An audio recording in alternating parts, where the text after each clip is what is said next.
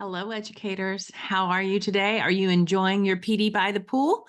I sure hope so. My name is Kimberly Boust, and I cannot wait to get this session started. So we're going to get going.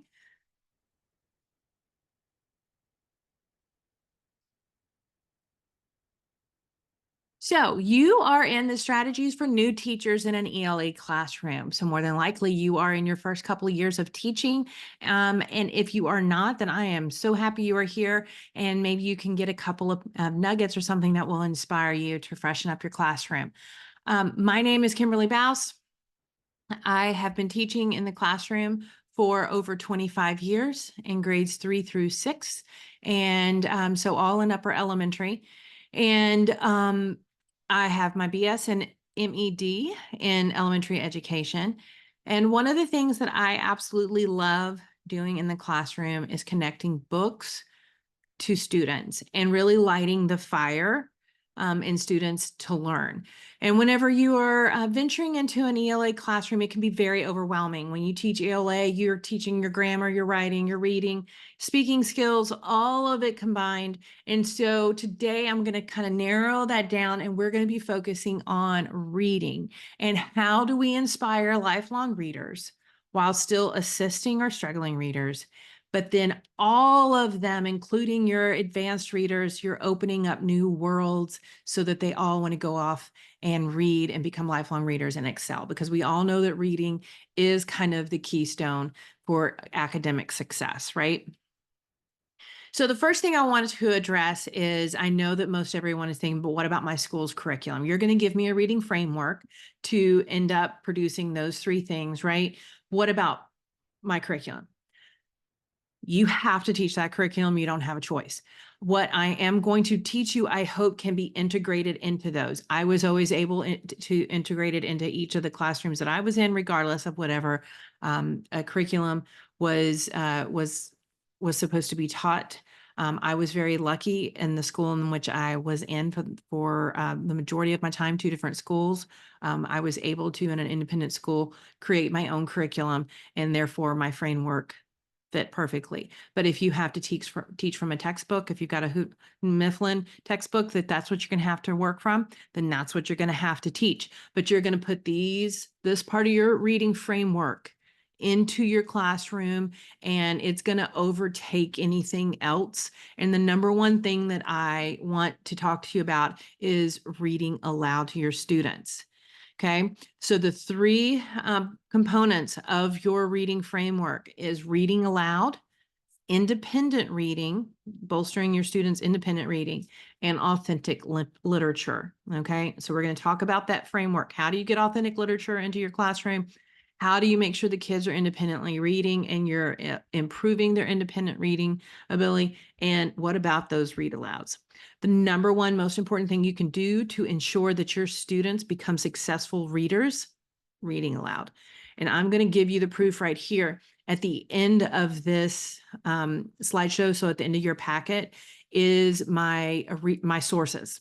So if you get any grief about spending time reading aloud to your students, I want you to pull up the original articles that I list for you, and I want you to give it to your administrator, because reading aloud to students improves their comprehension, their fluency, and their vocabulary. It's been researched. It's fact.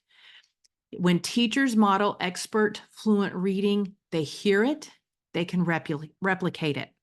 When parents are, I'm sorry, let me try that one more time. When teachers are reading aloud, it can be also students or parents, but when teachers are reading aloud, all of a sudden students are freed from decoding, and they can actually work on the acquisition of vocabulary and comprehension. And finally, teachers can be reading above a student's independent level and pushing their reading skills, and sometimes their interest level, hitting it better by picking a book that's above their reading level. If you have struggling students, they want to hear more complex stories than they can actually read. And the only way, not the only way, the best way to do that is through reading aloud. So now that we've gotten the research behind us, know that you can go read all of those articles. I pulled that research, and I only picked a handful of them because we've got a short little time for our video today. But it is just fact, folks. If you have to pick one thing in your reading curriculum to keep, it's going to be reading aloud to your students. Do you hear me? All right. So what's important is, do you see the first word on that slide? Interactive read alouds. A read aloud is not when a teacher sits down with a book, starts at the beginning, reads to the end, and never once looks up. That's not what any good teacher considers a read aloud. An interactive read aloud is what is referred to in all of those research articles. One, that means that you have a routine. My kids always, this last couple of years, it wasn't always at this time, but my schedule worked out so that the last few years, it was always at the end of the day. And they knew, oh, as soon as we get our homework written down, we get to go and they would just be so excited they couldn't wait to get to the reading carpet. Okay. That's the other thing. Where does it happen? I always had mine on the reading carpet, and I let them lay around and they were all over the place. Some of them chose to stay in their seats. You can choose to do it however you want. You may not have a room that's big enough for them to lay down or come to a reading carpet. You can just stand at the front of the room. Just develop a routine so they look forward to it. But you can also do things like have them bring towels, let them lay under their desk on a towel. They think that's just fantastic. Or they can lay on a towel and around the room. We started bringing beach towels to the classroom during COVID, and we never stopped even after COVID because they came in so handy. You could take them outside and the kids could lay down and you could read to them, or they could work. We could put them all over the school. All they needed was their beach towel and they were good to go. The second thing is, after you have a routine established, is you need to choose a good book.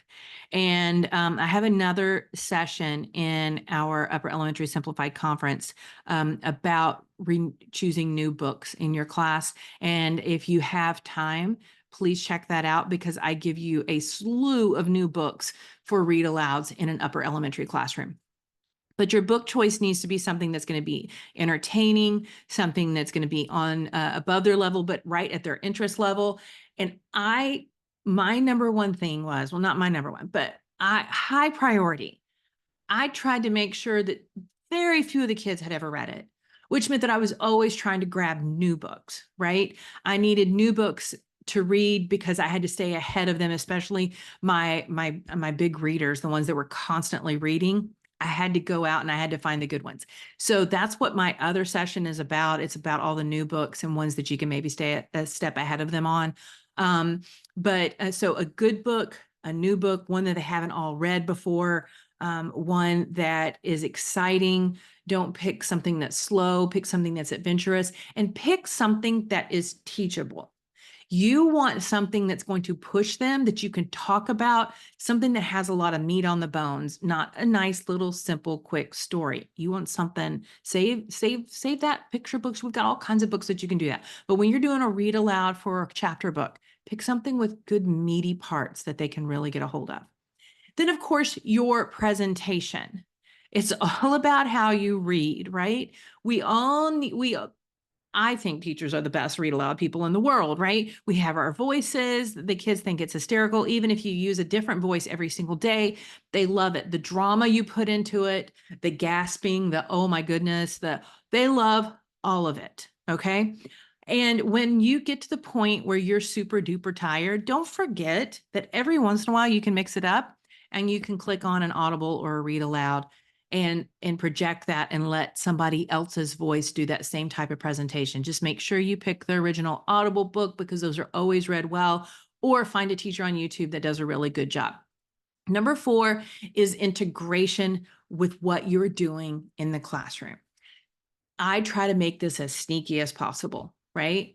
So we're doing something in our grammar book and it happens to mention something. I go, oh, just like in the book when we read yesterday. And I make that connection. Or we're reading our class novel, or if you have to work out of a textbook and you're reading the story, you go, oh, that's just like so-and-so in our read aloud book. That's just how he felt. Remember? Always making the connections. And before you know it, the kids will be pointing it out. And you won't even realize it. They'll go, oh, hey, there's that vocabulary word you taught us from the read aloud. As soon as they see that the read alouds matter, the more they're listening, it all kind of pulls together. They start building background knowledge, and this is how you produce better readers, okay? So just kind of review, you've got quality literature. It needs to be above their independent level, one that most haven't read before, one that invites discussions. And of course, I can't believe I forgot, make sure you're picking diverse books, not just diverse because picking mystery and picking fantasy, but also in the characters in the book need to represent all races, all religions, everyone that is reflected in your classroom needs to be, needs to feel like they're reflected in the book. Okay. Um, when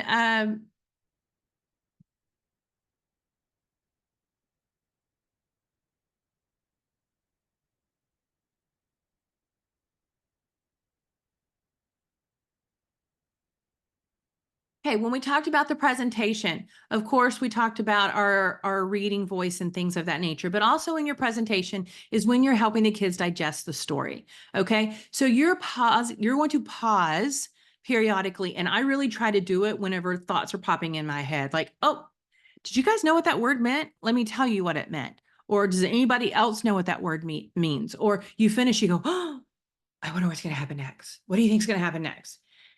You have to pull those predictions from them, but don't do it in such a way. Let's all predict what will happen.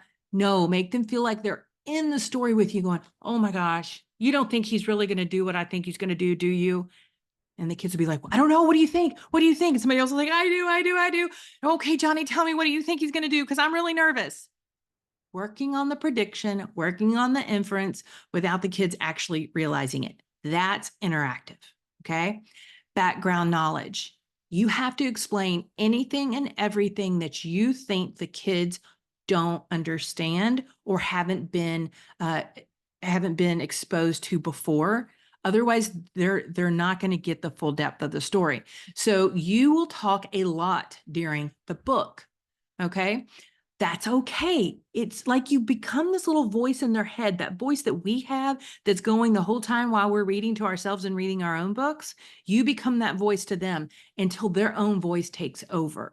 And that's how you teach them to be good readers. Okay.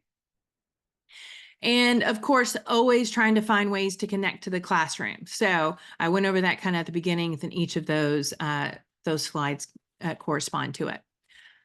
Here are some of my favorite read alouds.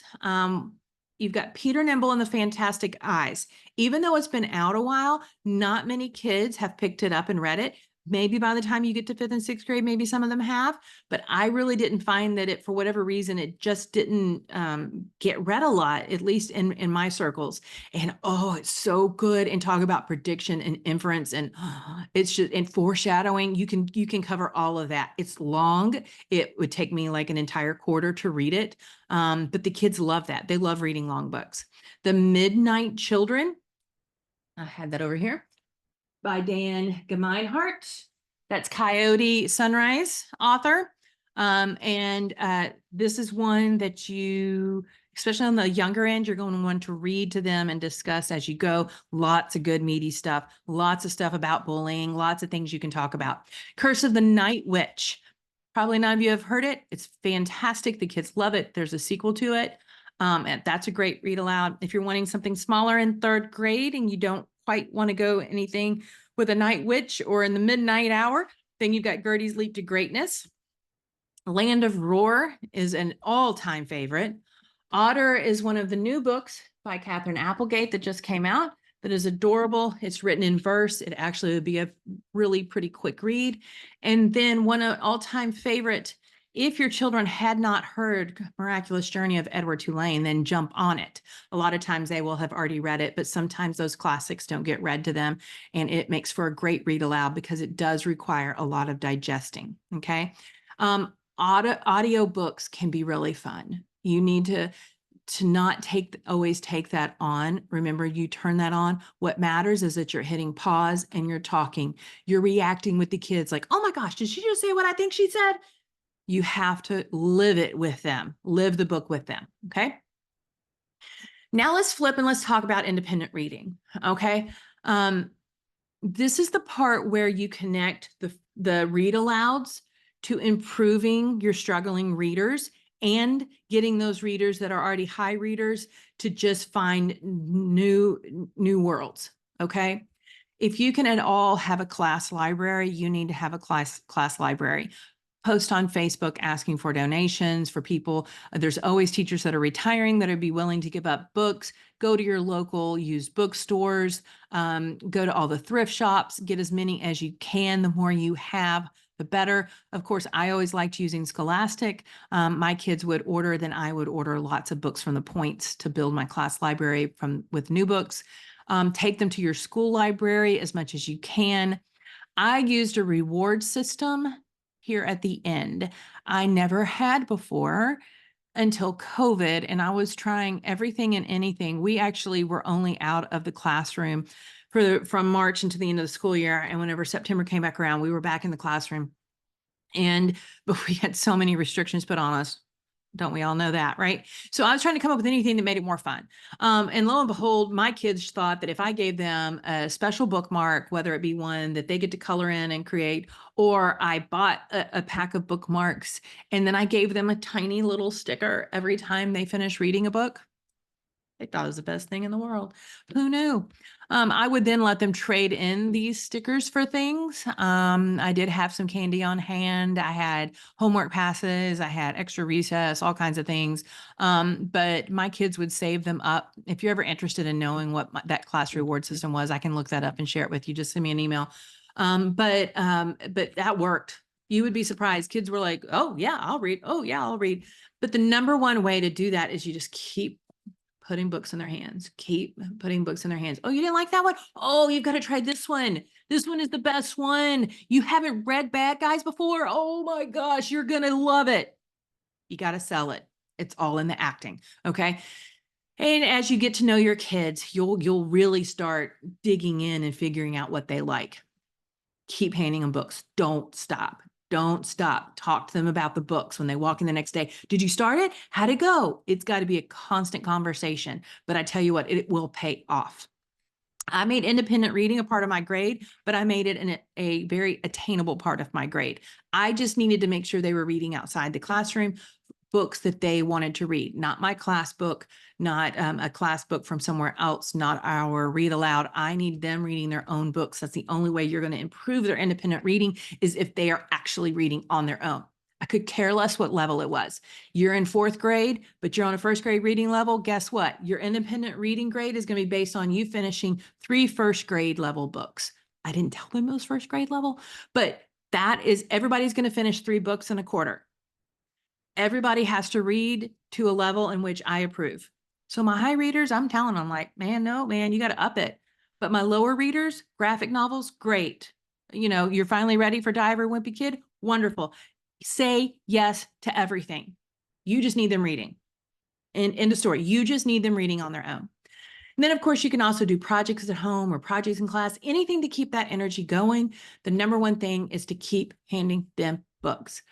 I did find when I made it part of my grade and part of the reward system that it did really push the independent reading forward. It gave it more validity. It told the kids that I found it important. Now, I didn't make it a huge part of my grade because I did have some kids reading on the first grade level and some kids reading on the fourth grade level. All I did was if you finish these 3 books, and we had AR system, but you can do it any way you want, and you passed the test, then you get hundreds. So that way students are looking for completion and bare minimum understanding. This is really aimed towards assisting those low struggling students. Okay.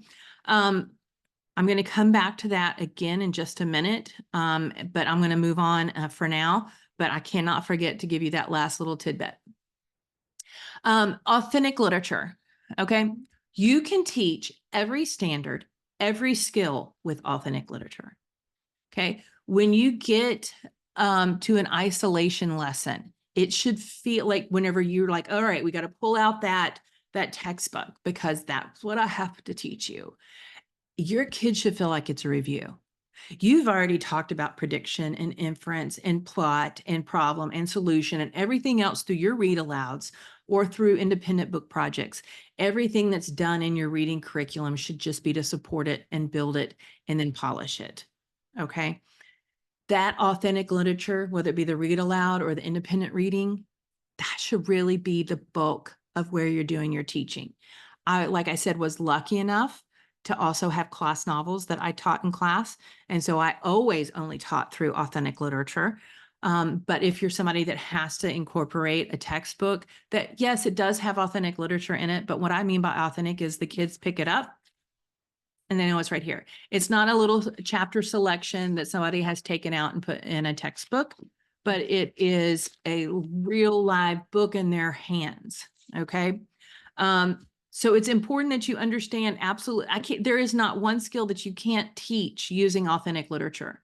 And so even while you have that curriculum in place, you should be looking in every way possible through every read aloud and every independent book. How can I teach that checklist of skills so that whenever I'm having to use this curriculum that I don't like over here, will just be review, will just be the icing on the cake. That's what I mean by authentic literature. Kids should learn that books are wonderful, beautiful things that they want to keep in their life forever, right? They shouldn't look at reading as this drudgery that they don't want to do.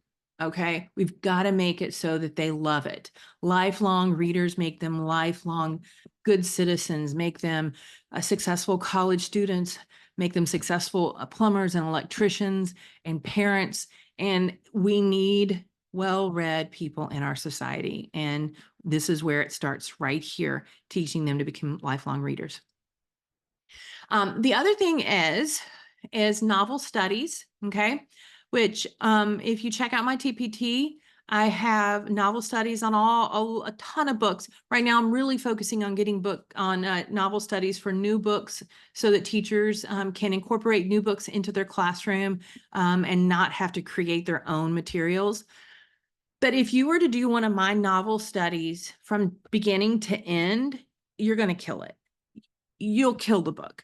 And back whenever I taught in this wonderful school in Nashville, Tennessee, I had an amazing language arts department chair who preached to us, don't kill the book. Don't kill the book. So what I mean by that is you do have to teach, you do have to guide them, you do have all those conversations. But when you start feeling the class getting a little like, here we go again, then stop and just read. Okay. I usually found that about middle of the book, I would have 1 or 2 chapters that I just needed to let the kids read and not do anything with it. And then whenever I get to the climax of the book, usually I don't stop them. Either we read it aloud or I assign it for homework, or they'll read it in small groups, but they will read from the climax to the end of the book without doing any work, because that is the magic of the book, right? You've built them up to understand it and to get it. The last thing you want to do is a set of questions right in the middle of the climax and put the book down. That teaches them not to like reading. Okay. So I provide novel studies with absolutely everything so that you as the teacher can pick and choose what you want to do. So what do I do whenever I skip a couple of chapters? Do you just not teach it? Nope. I have 2 choices. One, we'll do it together and we'll kind of just answer all the questions together and the kids will fill it out as we go. Or I've even been known to copy the answer sheet, hand it to the kids, we go over it together and we move on. That way they have it to study. I make sure that they didn't miss anything. They didn't misunderstand anything, but there is no reason to kill a book. There's always another book that you can teach it in, right? So keep that in mind as you are doing novel studies. How are we going to be helping these struggling readers besides everything else that we've just talked about? Okay, this is where you're going to make up some ground with your struggling readers. It happens every single year. You might not make up all the ground, but you can make up a lot of ground. First of all, in your read alouds, you have to make a conscientious effort of knowing where they're sitting and making sure you pull them in from time to time. Give them success. Ask them questions you know they'll be able to answer. Keep them engaged, though. Don't let them daydream. All right. And then again, I already mentioned this on their independent reading, you give them whatever they need to be successful. And I have lots of lists of books that I have both on TPT. And then if you don't find what you need, you can always reach out to me and I will help you come up with a list of books for your children in your classroom. But you've got to find a book that's on their level, in their interest level, that will keep them reading. Okay. And sometimes it's hard, but you just have to keep handing them books until you find one that hooks them. As soon as you find one that hooks one, you got it. You got it. All right. Another way is readers theater. I have a lot of readers theater on my TPT as well, but you can get them anywhere. You can also create them on their own. Readers theater, look it up. I have a blog post about it. It is a great way to practice fluency and help your struggling readers, because if they know what they have to read aloud in front of the class beforehand, if they're given a chance to practice it, and then they can be successful in front of their classmates and peers, what a wonderful positive reinforcement. Instead of being called on to read aloud, they struggle. They can hear, little giggles, or they feel like they can hear giggles even when they're not there. That's not how we want to set readers up. I personally, in my classroom, did not do popcorn reading because I never wanted to create the situation where I had a struggling reader read against their will. I always went off volunteers only. But the thing then comes in, you go, well, when do you hear your students read? Well, I'll tell you how I did that. When I had this, when you're going through a class novel, or whenever you have students even reading independently, whatever it may be, you can have them read it on their own. You can have them, we can read it out loud as a class, or you can put them in small groups. And when you put them in small groups, you can put one of your struggling readers in a group with mid-range readers. Don't put them with the really top readers that are going to make them feel. Put them with mid-range readers and sit them then right beside your desk. Okay. And then you tell that student one-on-one, without others knowing, I really need you to read aloud today. I haven't heard you read aloud in a while. So I'm going to be sitting here at my desk doing papers, but when it's your turn to read in the small group, I need you to read aloud. And then you just sit right there and you listen, and you can judge. That's actually how I end up hearing all my students read aloud. I rotate those groups through, and most of the time they think I'm grading papers. I actually have my chart out and I'm making notes about their oral, about their fluency and their oral reading. So that's one way to do it. You can always do it one-on-one. You can also help them with flashcards. You can make word banks that you tape to their desk. Lots of different ways to help struggling readers. But for me, the number one way was the reading aloud, getting the right independent reading level, doing some readers theater, doing something that can give them success whenever they're reading in front of their peers, and then doing the small group reading near me. One, it gets them used to reading in front of their friends, and two, it allows me to hear their progress reading grade level books. It can also be your science material, your social studies, whatever it is you're working on, any way that you need to hear them read aloud. Okay. What about your struggling readers when you're doing novel studies? Okay. So, let's say, for instance, when I did Land of Roar and I had some kids that struggled, especially at the beginning, you can tell them when they're at home that they can listen to the audio book. I'm fine with that. I was in my class, reading is reading. And I just tell them that I want you holding the book and I want you following along as the person's reading, because when they see it and they look at it and they hear it, it's helping their reading comprehension. Okay. It also makes them feel better if they know they're keeping up with their classmates. There's many YouTube videos you can do. If a child can't buy an audio book, many teachers have posted books on YouTube. If not, make it yourself. I made a bunch for my classroom, and we had them on private on YouTube and would upload it to our class management system, and the kids would just log on and listen to it. And sometimes even my good readers would end up liking to color and illustrate while they listen to the story. So sometimes it's just nice to listen. I like listening to books sometimes too. You can put them in partner reads.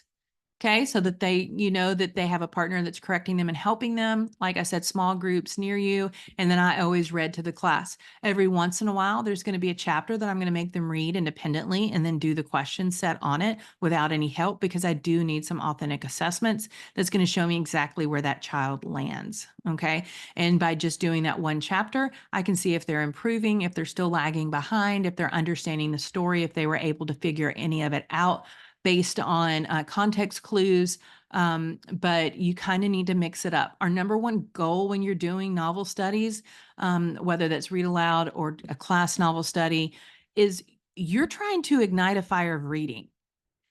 And you're trying to teach all the skills of reading through these books. You're not trying to play a game of gotcha.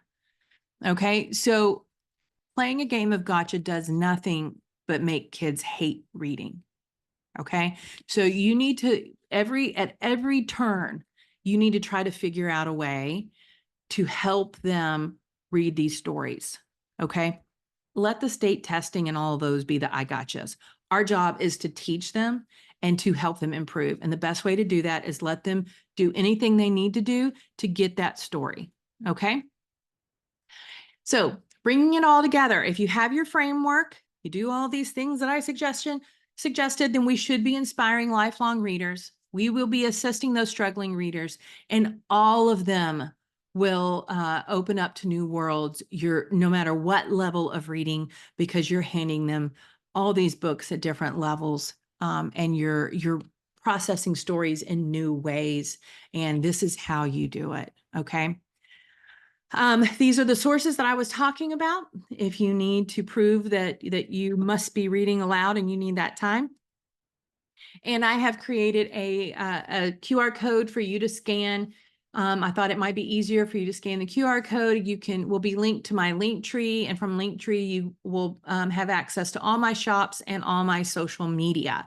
My TPT store, the Literature Lady, I'm going to have a conference sale from July 11th through the 15th. It is not an advertised sale. It is only really for you guys. You'll log on. Not many other teachers are looking in July. I'm not going to lie. My products will be on sale. I have book lists, book packets, readers theater scripts, all kinds of things that will be on sale just for you guys. If you follow me on Instagram or TikTok, I put out new book reviews at all times. And like I said, I really hope you get a chance to check out my second program, because I go over all the new books and lots of new books that you should include in your classroom. Whether you are a new teacher or an old teacher, I hope that you have enjoyed this information. I feel very passionate about reading aloud and getting students to be lifelong readers, as you can tell. And so thank you for indulging me and listening, and good luck. Reach out to me anytime that you need help, anytime that you are looking for a specific book, or anything. I'm right here for you. Find me on social media, send me an email, find me on my blog, and happy reading, everybody. Enjoy your summer.